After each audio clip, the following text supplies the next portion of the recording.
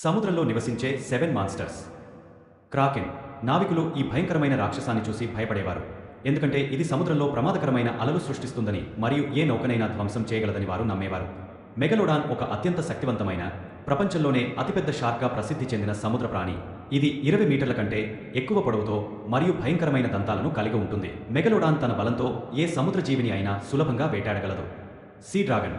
తన బలంతో సముద్రంలో నౌకలను ధ్వంసం చేయగలదు మరియు ఏ సముద్ర జీవిని అయినా బలంగా ఎదుర్కొనే శక్తి కలిగి ఉంటుంది. Big squid.